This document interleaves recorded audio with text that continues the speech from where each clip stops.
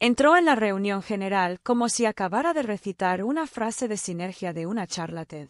Zapatillas negras con estampado de calavera, blazer naranja sangre y una camiseta estampada que decía los ingresos son una mentalidad y una sonrisa tan amplia que parecía médicamente preocupante. No estoy aquí para cambiar las cosas, dijo, paseándose como un predicador bajo los efectos de Adderall. Estoy aquí para que este lugar evolucione. Todos aplaudieron, no porque le creyéramos, sino porque eso es lo que hace la gente asustada cuando el poder cambia. Aplauden, asienten, esperan que el hacha les pase por encima del cuello. Para la tercera frase, supe que estábamos jodidos. No como si el cuarto trimestre estuviera mal. O sea, selectectomía corporativa por un sociópata de Silicon Valley en progreso. Su nombre técnicamente era Jared, pero a la hora del almuerzo ya era nuevo CEO Freaky en canales de Slack. Susurrado en salas de descanso como Voldemort con un fondo de riesgo. Llevaba 13 años en esta empresa. Vicepresidente de cumplimiento. No era glamoroso ni atractivo, pero yo era la razón por la que agentes federales con portapapeles y mal aliento a café no habían inspeccionado nuestro castillo de naipes. Ahora, estaba viendo a este hombre que se refería a recursos humanos como él. Bay Patrol reunía a jefes de departamento respetados en oficinas de cristal para conversaciones de realineamiento de 5 minutos que siempre terminaban con ellos, no regreso del almuerzo. Para el segundo día, despidió a nuestro controlador, insultó al líder de diversidad frente a la cámara y le dijo a todo el equipo de UX que la empatía es un cuello de botella para el crecimiento. Y aún así, la gente se reía de sus chistes como si sus planes de jubilación dependieran de ello. Porque quizá así fuera. Oigan, no pretendo convertir esto en una dramática docuserie de YouTube, pero el 97% de ustedes escuchan este tipo de historias sin suscribirse. Lo entiendo. Todos estamos ocupados intentando que no nos despidan tipos con sudaderas de diseñador. Pero si has llegado hasta aquí, te lo ruego, suscríbete y ayúdame a llegar a los 10.000 por primera vez en mi vida. Necesito ganar. Maldita sea. De vuelta a Freaky. La primera charla informal con todo el personal se celebró en la cafetería. Las luces se atenuaron como si estuviera haciendo monólogos en un bar clandestino. Abrió con títulos o ilusiones. No soy tu jefe. Soy tu jefe disruptor. Señaló a nuestro vicepresidente de ingeniería, de 62 años, y dijo, sin ánimo de ofender, pero algunos de ustedes son demasiado antiguos para liderar hacia donde vamos. Algunos se rieron. Otros no. Sonreí tensa y calculadoramente, como lo hacen las mujeres en el poder cuando están siendo puestas a prueba en silencio para su extinción. Él continuó adelante. Habló de sustituir los informes trimestrales por pronóstico basado en vibraciones. Dijo, nuestros clientes no quieren cumplimiento, quieren confianza. Y me miró directamente mientras lo decía, manteniendo la pausa el tiempo justo para que mi piel intentara abandonar mi cuerpo. Volví a casa esa noche y no borré nada de mi escritorio. En lugar de eso, creé una carpeta y la llamé Repercusión Bélica de Arcadia protegido con contraseña, copia de seguridad sin conexión. Luego, vertí 2 dedos de bourbon y abrí un documento de Word en blanco. Porque he visto hombres como él antes. Y esta vez, no solo estaba documentando el accidente. Iba a encender la mecha yo mismo. Lo primero que mató fue la auditoría de conflicto de intereses. Dijo que era demasiado retro, como si la ética fuera solo una tendencia pasajera de TikTok. Sin revisión. Sin reunión. Solo un mensaje de Slack a las 11:03 que decía, el cumplimiento normativo frena la innovación. No tropecemos con la burocracia en nuestro camino hacia el cohete lunar, guiño. De hecho usó el emoji del cohete y el guiño. El hombre dirigía una empresa tecnológica de $300 millones como si fuera su historia de Instagram. A continuación vinieron las métricas de Nadie quiere quedar reducido a un acrónimo, dijo en una reunión de personal, bebiendo de una botella reutilizable que decía, el ajetreo es sagrado. Luego, sin pestañear, puso a todo el departamento bajo su control, cultura y vibraciones. Ojalá estuviera bromeando. Mi equipo, lo que quedaba de él, me miró como si pudiera detenerlo, como si todavía fuera el adulto en la sala. Pero Freaky se movía rápido. Y el ayuno es veneno en los sistemas corporativos. No tienes tiempo para organizarte. Apenas tienes tiempo de notar el sangrado antes de que la extremidad desaparezca. Luego vino la reunión de operaciones del miércoles por la mañana. 8 de nosotros alrededor de una mesa de conferencias que solía parecer sólida. Ahora parecía un escenario de ejecuciones públicas. Friki estaba sentado a la cabecera, con las piernas cruzadas, jugando con un cubo antiestrés como un niño pequeño en una sala de juntas. Estamos a punto de anochecer. Retención de denunciantes, dijo. Se acabaron los portales de retroalimentación anónimos.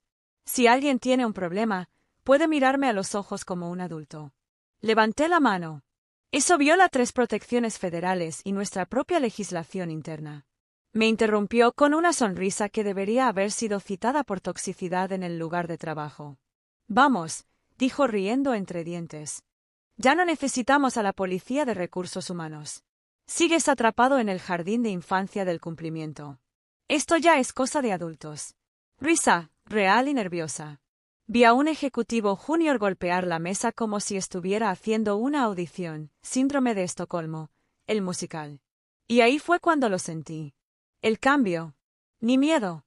Ni siquiera ira. Resolver. Esa noche, volví a abrir la carpeta Arcadia Fallout y creé un nuevo subarchivo Violaciones Directas Q1. Comenzó a registrar. Auditorías eliminadas, fusiones de departamentos sin documentación, una transferencia bancaria sospechosa etiquetada tarifa de armonización de inversores.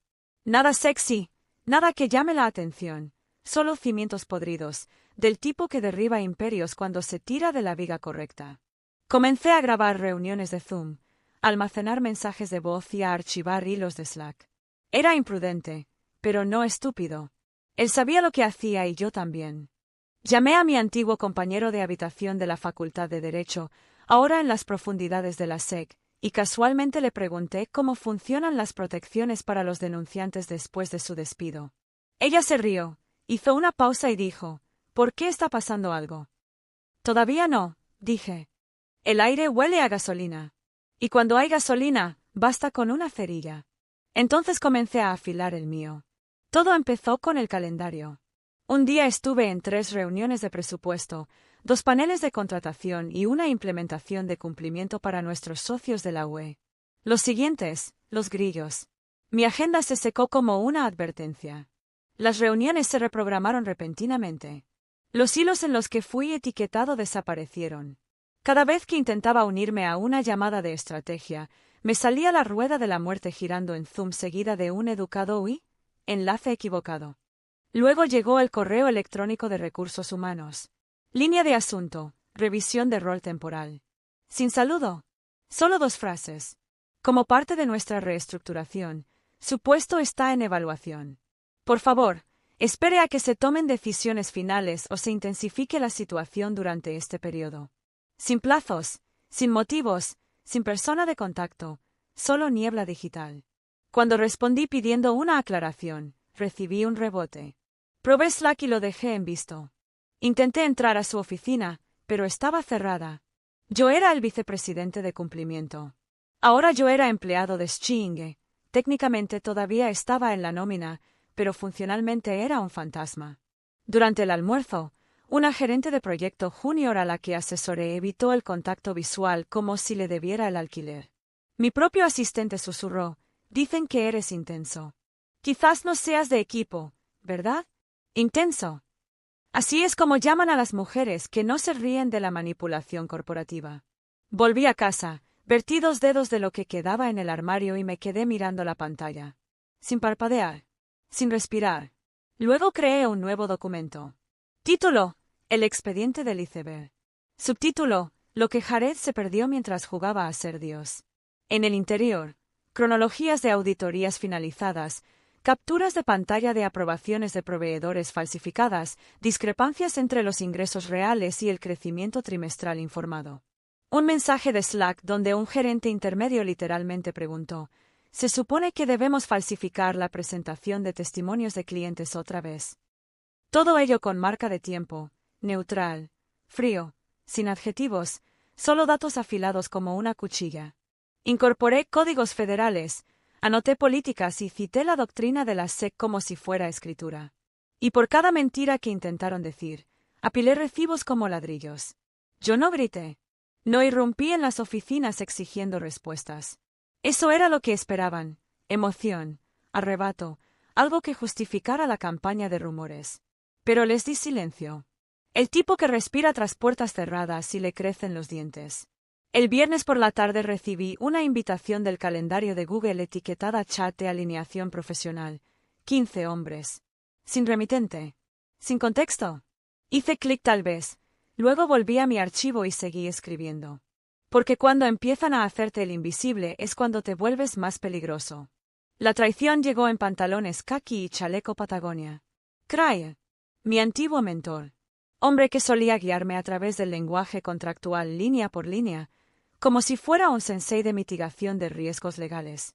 Una vez me dijo: siempre asume que la empresa elegirá su supervivencia por encima de tu integridad, y luego decidirás si puedes vivir con eso. Así que, cuando le pedí que nos encontráramos fuera del campus para tomar algo, pensé ingenuamente que estaba pidiéndole un último favor, una última brasa de decencia en un lugar ya lleno de cenizas. Nos sentamos en un bar barato, a 3 cuadras de la sede. Pedimos un Arnold Palmer como si aún fuera 2014. Expuse cuidadosamente solo una parte de lo que tenía. Nada comprometedor, solo lo suficiente para tantear el terreno. Auditorías que desaparecían, el memorando interno sobre el ajuste de ingresos antes de la siguiente ronda, rumores sobre una demanda que Freaky CEO había pagado para llegar a un acuerdo en Seattle. Asintió, se frotó la barbilla, hizo el papel de búho sabio. Luego se inclinó, bajó la voz y dijo: simplemente aguanta. Los directores ejecutivos como este brillan con intensidad. No querrás ser el fósforo. Tragué saliva con fuerza, sonreí y pagué la cuenta. A la mañana siguiente, Freaky me llamó a su oficina. Sin asistente, sin recursos humanos, solo el apoyado en el alféizar de la ventana como si posara para un artículo de Forbes titulado Multimillonario por disrupción. Ni siquiera se sentó, ¿sabes? Dijo: cuando la gente empieza a difundir listas negras, se envenena el agua, se mina la confianza y el impulso. Se cruzó de brazos y sonrió con suficiencia. No eres de los que saben trabajar en equipo. Eso ya es tóxico.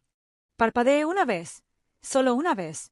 Sentí que mi sangre se congelaba, luego se calentaba, y luego se transformaba en algo completamente distinto. Lo siento, dije. Tienes razón. Me he sentido abrumado. A la defensiva. Quizás no estoy hecho para esta nueva cultura. Se ablandó. Pensó que había ganado. Siempre lo hacen cuando oyen a una mujer disculparse. Renunciaré el viernes, añadí en voz baja. Sin dramas. Sonrió como un hombre que acaba de vender la casa de su abuela y te dice que fue por tu propio bien. Salí con cara seria. Sin lágrimas. Luego cerré la puerta de mi oficina, abrí mi terminal y abrí el backend de nuestra base de conocimientos interna. Abrí el panel de seguridad del administrador, oculto en un archivo de parche olvidado que escribí hace 3 años, cuando migramos a la nube por primera vez. Añadí 5 líneas de código. Instalamos un interruptor de seguridad. Si intentaban alterar o eliminar auditorías internas, informes de denuncias o evaluaciones de fraude de clientes, se activaba una cadena que duplicaba los archivos y los enviaba a 3 bóvedas cifradas externas, incluida una en mi servidor privado, negación plausible. Luego abrí mi archivo iceberg. Lo despojé de toda emoción, agregué notas a pie de página, citas legales, lenguaje de la SEC, documentos limpios y herméticos que podrían leerse en un tribunal sin que nadie se queje. Lo nombré cronología de infracciones y conductas indebidas conocidas confidencial. Lo programé en mi ProtonMail. Establecí la hora de envío, viernes, 11:59 de la mañana, 30 segundos antes de la hora prevista de finalización de la reunión general. ¿Lista de destinatarios?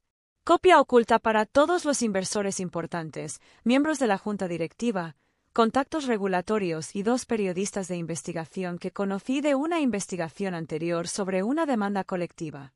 Luego cerré mi computadora portátil, me alisé la chaqueta y volví al pasillo como si acabara de aceptar mi destino. Es fácil fingir desesperación cuando ya estás entumecido. Pero en el fondo, no estaba roto. Estaba armando la bomba.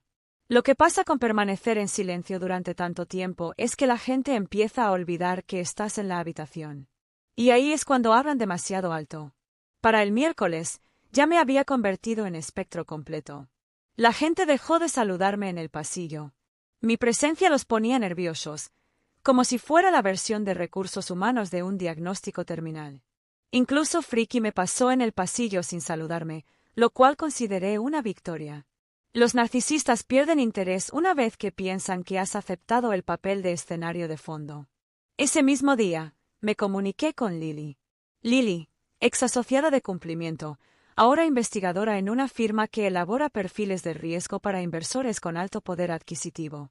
Perspicaz, discreta, y aún me debía una por ayudarla a escapar de una trampa anterior de acuerdo de confidencialidad.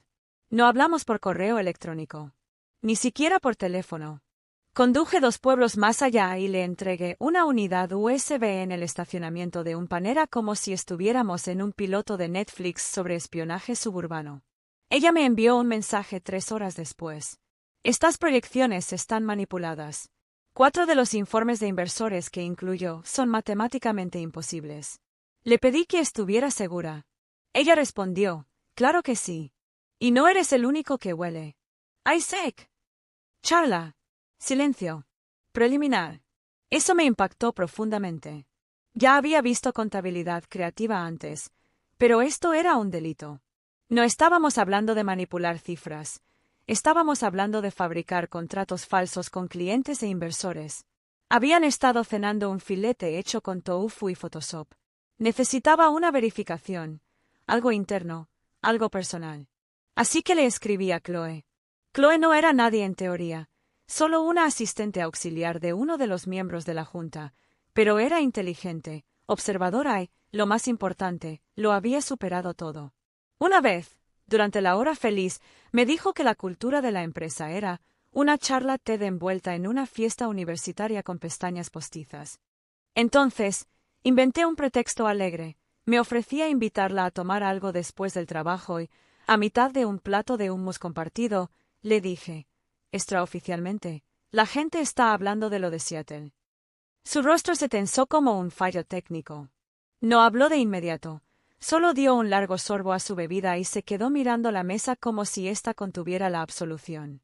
Luego, en voz baja, dijo, no solo están hablando, están enterrando. Hay una subcarpeta entera de archivos marcada como borradores de supervisión de uso interno. Desaparecen al actualizar el servidor. Jared está usando un canal privado para saltarse los protocolos de documentación de la Junta. Asentí y traté de evitar que se me erizara el vello de los brazos. Chloe exhaló y agregó, creen que eventualmente explotará, pero esperan que no suceda bajo su supervisión. Clásico.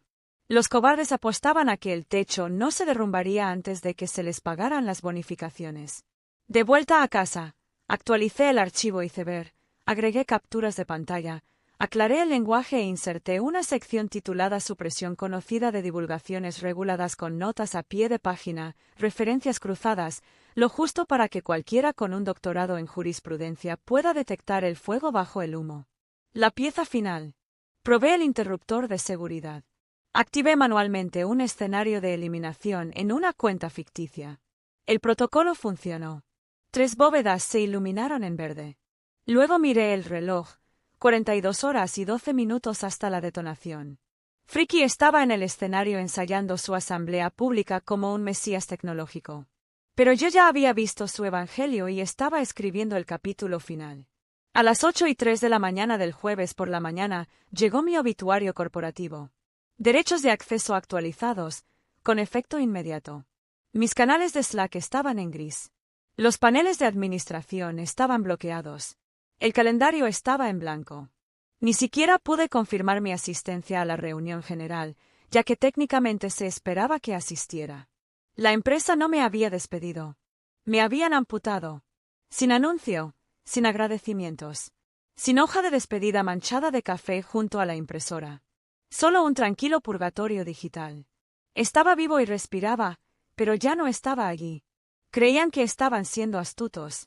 Lo que no sabían era que todos los archivos críticos a los que acababan de revocar el acceso ya los había duplicado semanas atrás. La cronología de las violaciones y faltas de conducta conocidas, confidencial, era ahora un misterio. Un expediente, 23 páginas, 3 apéndices, 4 pruebas clave. Contó la historia en un lenguaje legal tan seco que podría absorber la humedad de una sala de deposiciones. Enterrado entre los estatutos y las viñetas había puro napalm. Contratos fraudulentos con clientes con fecha 6 meses anterior a la legalidad de dichos clientes. Denuncias de acoso eliminadas, marcadas como resueltas por el acusado. Hojas de pronóstico con datos contradictorios, una para los inversores, otra para la moral interna. Un mensaje de Slack del propio Friki: asegúrate de que la imagen parezca atractiva para la inversión. La esencia es un problema de 2022. Todo estaba sellado con tiempo, autenticado, con un tono neutral y con implicaciones devastadoras. Lo revisé 6 veces y le pedí a Lily que verificara 2 veces las referencias del Código Federal. Luego lo subí a mi ProtonMail, enviando copias ocultas a 147 destinatarios, inversores, asesores de la Junta, contactos regulatorios, y 2 buzones anónimos vinculados a organismos de control financiero. El asunto era simple: informe interno de Arcadia. Por favor, revíselo de inmediato. Exposición a riesgos legales. Hora de envío: viernes, 11:59 de la mañana. El momento exacto en el que el micrófono del ayuntamiento de Friki se cortaría. Ejecuté la prueba de afirmación 2 veces y vi el ciclo de cuenta regresiva limpio e impecable. Luego hice una copia de seguridad en una memoria USB, la sellé en un sobreimpermeable y la dejé en la guantera con una nota que decía: si me atropella un autobús, envíame esto. Durante el almuerzo, me senté solo en la sala de descanso. Nadie hizo contacto visual.